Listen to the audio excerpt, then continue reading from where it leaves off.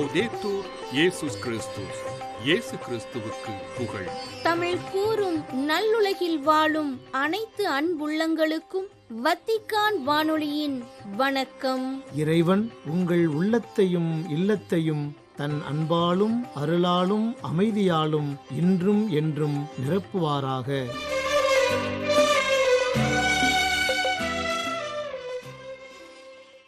நேயர்களே, இன்றைய நம் ஒலிபரப்பு உங்களுக்கு வழங்கவிருப்பன: தடம் தந்த தகைமை, வாரம் ஓர் அலசல் மற்றும் செய்திகள். தடம் தந்த தகைமை. கவலைப்படுவதால் உங்களில் எவர் தமது உயரத்தோடு ஒரு முழம் கூட்ட முடியும் எனக் கேட்டார் இயேசு. மீன்கள் அகப்படுவது வலையிலே, மனிதன் அகப்படுவது கவலையிலே. வலையில் அகப்பட்ட மீனுக்கு வாழ்வு கேள்வியாவது போல், கவலையோடு வாழும் மனிதனுக்கு வாழ்வு என்பது பெரும் கேள்வியே.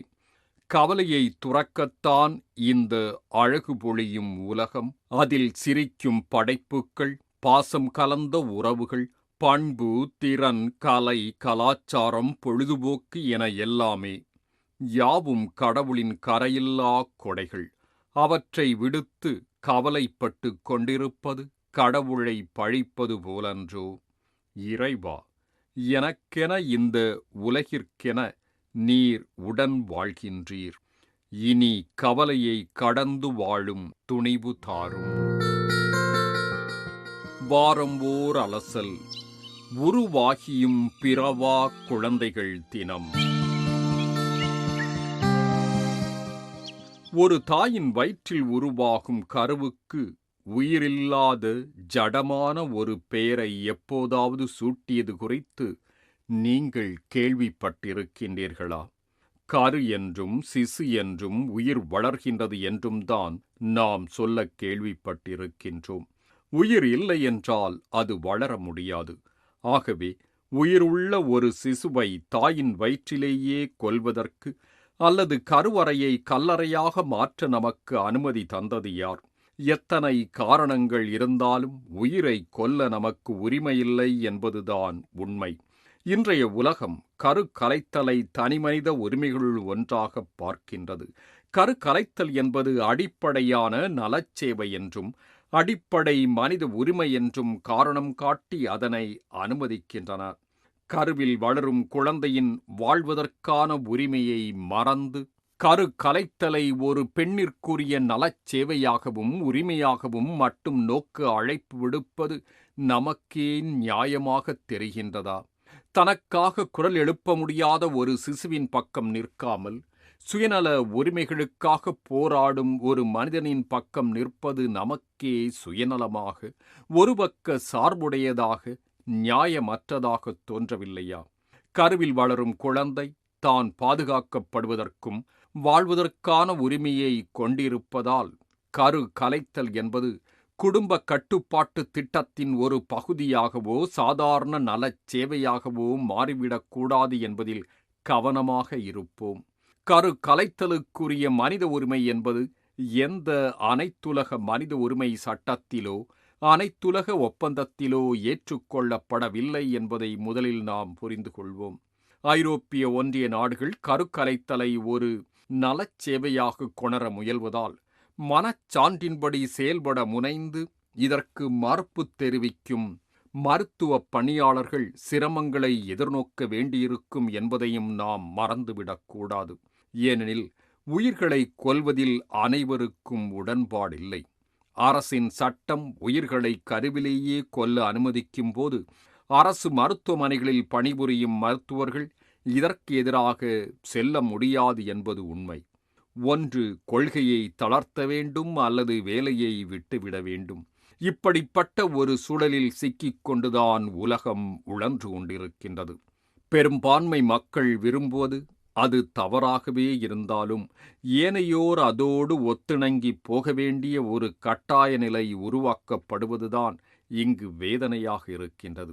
ஆனால் ஒன்றை நாம் மிக எளிதாக மறந்து விடுகின்றோம். அதாவது, ஓர் உரிமையை வலியுறுத்தி கூறும்போது அதனோடு தொடர்புடைய மற்ற அனைத்து உரிமைகளின் சட்ட ரீதியான மற்றும் அறநெறி சார்ந்த சமநிலை காப்பாற்றப்பட வேண்டும் என்பதைத்தான்.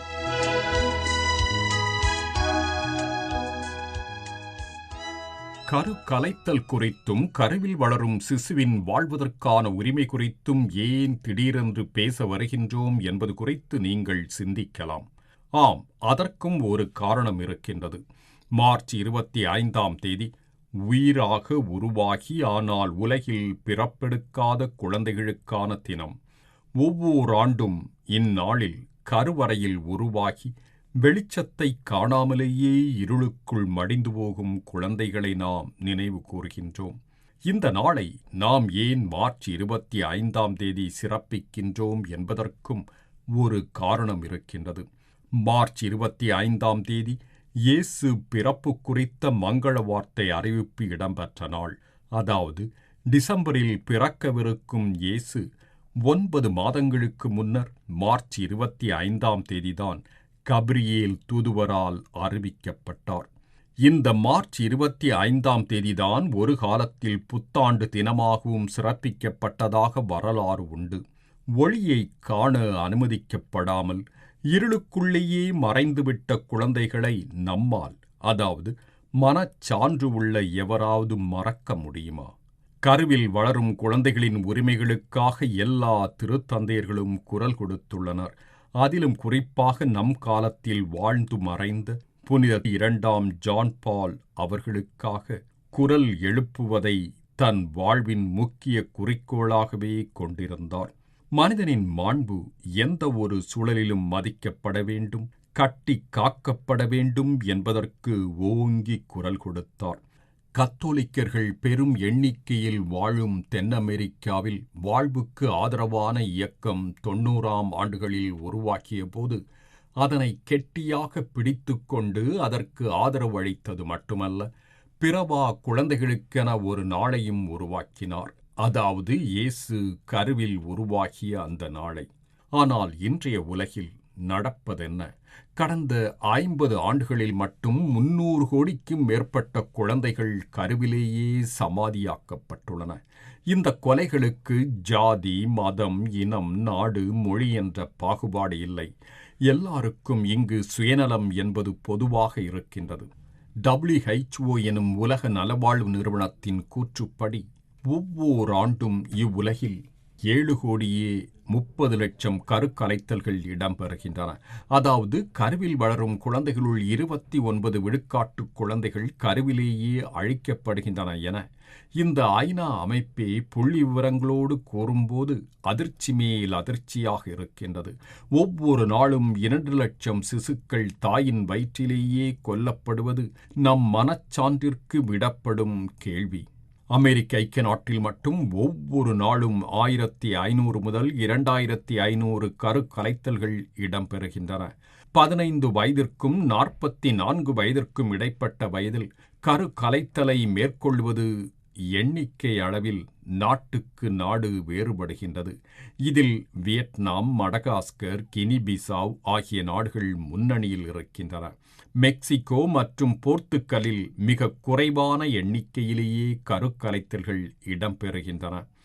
வியட்நாமில் குழந்தை பெறும் தகுதியுடைய பெண்களுள் 1000 பேருக்கு 64 கருக்கலைத்தல்கள் இடம்பெறுவதாகவும், மடகாஸ்கரில் இது 62 என்றும், கினி பிசாவ் நாட்டில் இது 59 என்றும், கியூபாவில் 55, கேப் வெர்தே நாட்டில் 49 என்றும் கூறும் ஐநாவின் அறிக்கை இந்தியாவில் இது 48 எனவும் தெரிவிக்கின்றது. அதாவது ஒவ்வொரு 1000 பெண்ணுக்கு 48 கருக்கலைத்தல்கள் இடம்பெறுகின்றன. அதேவேளை குழந்தை பிறப்பு விகிதம் என்று பார்க்கும்போது மால்டா நாடு, ஸ்பெயின், இத்தாலி போன்றவை மிக பின்னணியில் இருக்கின்றன.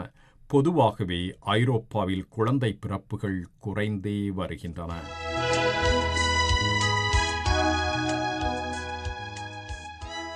இப்படிப்பட்ட ஒரு பின்னணியில்தான் உலகத்தின் நல் மனது கொண்டோர் விழித்துக் கொள்ள வேண்டிய ஓர் அவசியம் ஏற்பட்டது. வருங்கால தலைமுறையை காக்கவும் மனித மாண்பு குறித்த விழிப்புணர்வை ஊட்டவும் சில நாடுகள், ஆம், கிறிஸ்தவ நாடுகள் முன்வந்தன. 1993 ஆண்டில் முதலில் எல் சல்வதோர் நாட்டில் பிறப்பதற்கான உரிமை தினம் சிறப்பிக்கப்பட்டது.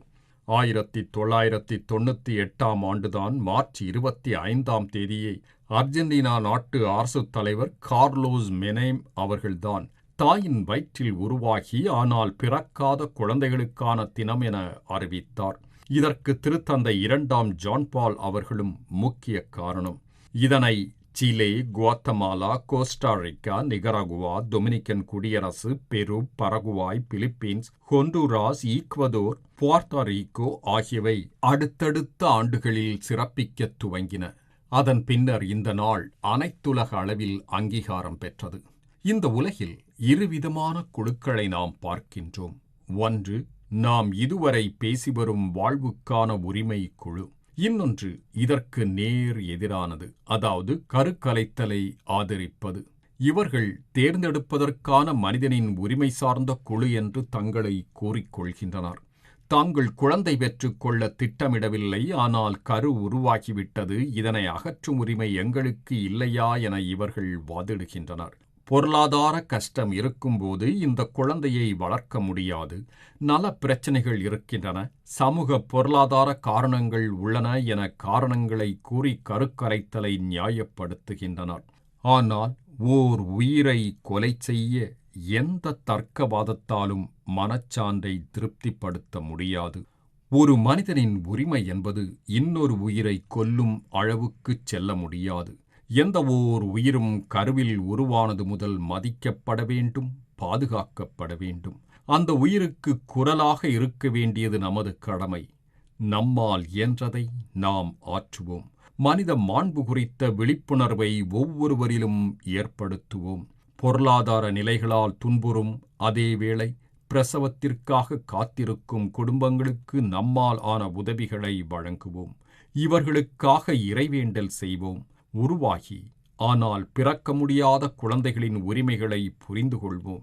அவர்களுக்கும் வாழ்வதற்கான உரிமை உள்ளது. அவர்களும் மனித குடும்பத்தின் ஒரு பகுதிதான். கருவை கலைப்பது என்பது மனித உயிர்களுக்கு எதிரான வன்முறை. அது ஓர் கொலையன்றி வேறில்லை. அந்த பிஞ்சி சிசுக்களை கொஞ்சம் எண்ணிப் பார்ப்போம். அவர்களும் வாழத்தான் விரும்புகின்றார்கள்.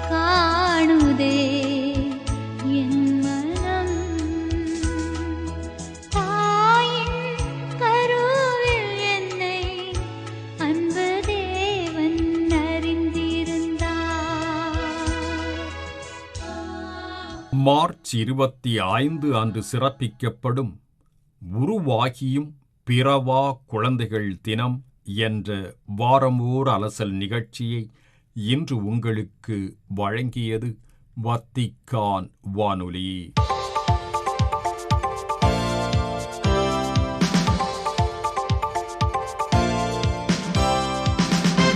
செய்திகள். எங்கெல்லாம் எப்போதெல்லாம் ஒரு குழந்தை அல்லது பலவீனமான ஒருவர் பாதுகாப்பை உணர நாம் உதவுகின்றோமோ அப்போதெல்லாம் நாம் இறைவனுக்கு பணியாற்றி அவரை கௌரவப்படுத்துகின்றோம் என்றார் திருத்தந்தை பிரான்சிஸ். இளம் வயதினரின் பாதுகாப்பிற்கான திருப்பிட அவையின் ஆண்டு நிறையமர்வு கூட்டத்தில் பங்கு பெறுவோருக்கு அனுப்பிய செய்தியில் இதனை குறிப்பிட்டுள்ள திருத்தந்தை பிரான்சிஸ் அவர்கள், ஒரு குழந்தை பாதுகாப்பை உணரும் நிலையை நாம் உருவாக்கும் போது அது தல திரு அவைக்கும் துறவு சபைகளுக்கும் ஆக்சிஜனாக செயல்படுகின்றது என மேலும் அதில் தெரிவித்துள்ளார். அத்துமீறல் நடவடிக்கைகளை நாம் தடுப்பதன் வழி நற்செய்திக்கு விசுவாசமாக இருக்கும் ஒரு சமூகத்தை கட்டியெழுப்பும் அடிக்கல்லை நாட்டுகின்றோம் எனவும் தன் செய்தியில் கூறும் திருத்தந்தை பிரான்சிஸ் அவர்கள் பாதுகாப்பை ஊக்குவித்தல், கல்வி வழியான பயிற்சி உருவாக்கம், தடுப்பதற்கான வழிமுறைகள், மாண்பை மீண்டும் கொண்டுவரும் வகையில் செய்யுமெடுத்தல் என்பவைகளின் அவசியத்தையும் எடுத்தியம்பியுள்ளார். அத்துமீறல்களை தடுப்பதற்கான கொள்கைகளை நாம் வகுக்கும்போது ஒவ்வொரு குழந்தைக்கும் ஒரு வாக்குறுதியை வழங்கி அவர்கள் சுற்றுச்சூழலில் பாதுகாப்புடன் வாழ்வதற்கான உறுதியை வழங்குகின்றோம் என திருத்தந்தையின் செய்தி மேலும் கூறுகின்றது. இளம் வயதினரின் பாதுகாப்பிற்கான திருப்பிட அவை துவக்கப்பட்டதிலிருந்து கடந்த 10 ஆண்டுகளாக அது ஆற்றி வரும் சிறப்பு பணிகளுக்கும் தன் நன்றியை வெளியிட்டுள்ளார் திருத்தந்தை பிரான்சிஸ். எவாஞ்சலியம் வீத்தே என்ற சுற்றுமடல் வெளியிடப்பட்டதன் 30ஆம் ஆண்டு நிறைவையொட்டி மனித வாழ்விற்கான மேய்ப்பு பணி அக்கறை குறித்த சிற்றேடு ஒன்றை வெளியிட்டுள்ளது வாழ்வு, குடும்பம் மற்றும் பொது நிலையினருக்கான திருப்பிடத்துறை. 1995ஆம் ஆண்டு மார்ச் மாதம் 25ஆம் தேதி திருத்தந்தை 2ஆம் ஜான் பால் அவர்களால் எவாஞ்சலியம் வீத்தே சுற்றுமடல் வெளியிடப்பட்டதன் 30ஆம் ஆண்டு நிறைவையொட்டி செவ்வாய்க்கிழமையன்று வாழ்வு என்பது நன்மையானது, மனித வாழ்வுக்கான மேய்ப்பு பணி அக்கறையை ஆராயத் துவக்குதல் என்ற சிற்றேட்டை வெளியிட்டுள்ளது இத்திருப்பிடத்துறை.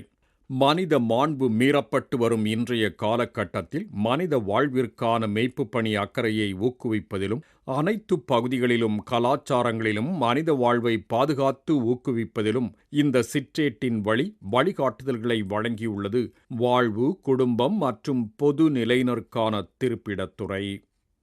பொதுமக்கள் மீது குண்டு வீசுவது மற்றும் நிவாரணப் பணியாளர்களை கொல்வது என அனைத்துலக சட்டங்கள் திட்டமிட்டு மீறப்படுவதாக தன் ஆழ்ந்த கவலையை வெளியிட்டார் திருப்பிடச் செயலர் கர்தினால் பியேத்ரோ பரோலின். பன்னாட்டு மனிதாபிமான சட்டங்கள் திட்டமிட்டு மீறப்படுவதாக திருப்பிடம் ஆழ்ந்த கவலை கொண்டுள்ளதாக தன் கவலையை வெளியிட்ட திருப்பிடச் செயலர் குறிப்பாக காசா பகுதியில் தொடர்ந்து இடம்பெறும் வன்முறைகளை இதற்கு உதாரணமாக எடுத்தியம்பினார். காசா பகுதியின் பிரச்சினைகளுக்கு தீர்வு காண வன்முறை தாக்குதல்கள் உடனடியாக நிறுத்தப்பட்டு கலந்துரையாடலுக்கும் அமைதிக்குமான வழிகள் கண்டுபிடிக்கப்பட வேண்டும் என்ற திருத்தந்தையின் அழைப்பையும் எடுத்தியம்பிய கர்தினால் பரோலின் அவர்கள் பொதுமக்கள் தாக்கப்படுவது, மனிதாபிமான பணியாளர்கள் கொல்லப்படுவது போன்றவை பன்னாட்டு மனிதாபிமான சட்டங்களுக்கு எதிராக செல்பவை என்பதையும் சுட்டிக்காட்டினார். புனித பூமியின் கிறிஸ்தவர்களுக்கு நம் உதவிகள் பெருமளவில் தேவைப்படுவதால் உலகின் அனைத்து நாடுகளும் அமைதி நோக்கிய பேச்சுவார்த்தைகளை ஊக்குவிக்க வேண்டும் என அழைப்பு விடுத்துள்ளார் கர்தினால் கிளவுதியோ குகரோத்தி. புனித பூமிக்கென அனைத்து தல திரு அவைகளிலும் புனித வெள்ளியன்று நிதி திரட்டல் இடம்பெறுவதற்கு முன்னர் இந்த அழைப்பை விடுத்துள்ள கீழை வழிபாட்டு முறை திரு அவைகளுக்கான திருப்பிடத்துறையின் தலைவர் கர்தினால் குகரோத்தி அவர்கள் புனித பூமியில் இடம்பெறும் வன்முறை மற்றும் மோதல்களால் அழுகையும் ஏமாற்றமும் அழிவுமே தொடர்ந்து கொண்டிருக்கின்றன என மேலும் தெரிவித்துள்ளார். நாட்சி வதைப்போர் காலத்தின் போது போலந்தில் கொடுமைகளுக்கு உள்ளான யூதர்களை காப்பாற்ற உயிரை இழந்த தன் மக்களை இத்திங்களன்று சிறப்பான விதத்தில் நினைவுகூர்ந்தது போலந்து நாடு. 2ஆம் உலகப் போர் காலத்தின் போது யூதர்களை காப்பாற்ற தங்கள் உயிரை இழந்த போலந்து மக்களை சிறப்பிக்கும் விதமாக 2018ஆம் ஆண்டிலிருந்து ஒவ்வொரு ஆண்டும் மார்ச் மாதம் 24ஆம் தேதி தேசிய நினைவு தினம் சிறப்பிக்கப்படுகின்றது. 1944ஆம் ஆண்டு மார்ச் 24ஆம் தேதி ஜோசப் உல்மா, அவரின் மனைவி விக்டோரியா, அவர்களின் 6 இளவயது குழந்தைகளும் கொல்லப்பட்ட அதே நாளை யூதர்களை காப்பாற்ற தங்களை தியாகம் செய்த போலந்து நாட்டவர்களை கௌரவிக்கும் நாளாக சிறப்பித்து வருகின்றது போலந்து நாடு. இத்துடன் வத்திக்கான் வானொலியின் தமிழ் ஒலிபரப்பு நிறைவு பெறுகின்றது. நன்றி, வணக்கம்.